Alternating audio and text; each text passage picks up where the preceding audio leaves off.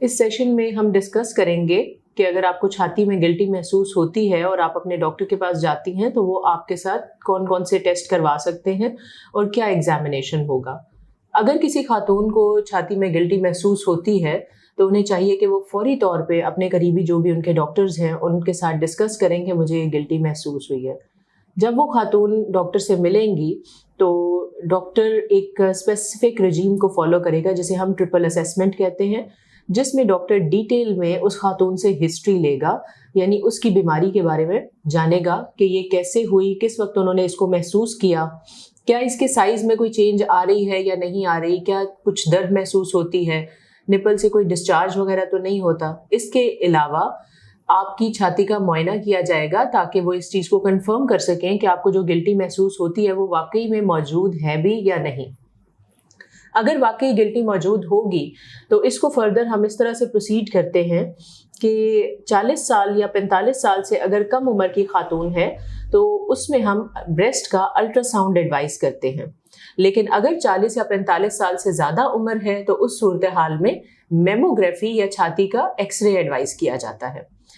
अगर ये दोनों टेस्ट हमारे पास जब इनकी रिपोर्ट आएगी और इसमें गिल्टी कंफर्म हो जाएगी तो आपने इसके बारे में परेशान नहीं होना, और इसके फर्दर जो टेस्ट हैं उसके बारे में बहुत से लोग एंजाइटी का शिकार होते हैं कि ये तकलीफ दे टेस्ट होंगे। ऐसा नहीं है। अगर गिल्टी अल्ट्रासाउंड या छाती के एक्सरे मैमोग्राम पे कंफर्म हो जाती है तो इस सूरत हाल में सुई का टेस्ट किया जाता है, जिसे हम फाइन नीडल एस्पिरेशन साइटोलॉजी या ट्रू कट बायोप्सी भी कहते हैं। इस टेस्ट को परफॉर्म करने के लिए छाती का वो हिस्सा जिसमें गिल्टी महसूस हो रही होती है उसको सुन कर लिया जाता है। मैंने आपको पहले बताया कि 2 तरह के टेस्ट किए जाते हैं और इनमें डिफरेंस सिर्फ इतना है कि सुई का साइज एक में छोटा होता है। फाइन नीडल एस्पिरेशन में छोटे साइज की सुई से उस गिल्टी के अंदर से खुलिये ले लिए जाते हैं जिनका बाद में लेबोरेटरी में टेस्ट किया जाता है। ट्रू कट बायोप्सी आजकल ज़्यादा इस्तेमाल हो रही है, जिसमें निस्बतन मोटे साइज़ की नीडल को छाती के जो गिल्टी होती है उसके अंदर डालकर तो खुलिये या टिश्यू वो गिल्टी का कुछ हिस्सा ले लिया जाता है और उसको लेबोरेटरी में टेस्ट किया जाता है। टेस्ट की रिपोर्ट 5 से 8 दिन के अंदर आ जाती है, जिसमें डॉक्टर ये कंफर्म कर देता है कि गिल्टी किस नौइयत की है और आपको उसके फर्दर ट्रीटमेंट के बारे में गाइड कर दिया जाता है। मैं आप सब ख़वातीन से ये दरख्वास्त करूँगी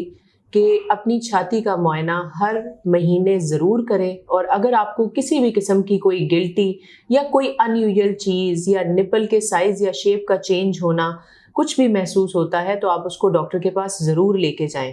ये बीमारी छुपाने से कुछ हासिल नहीं होता, बल्कि हम इस डायग्नोसिस को मिस कर जाते हैं और बाद में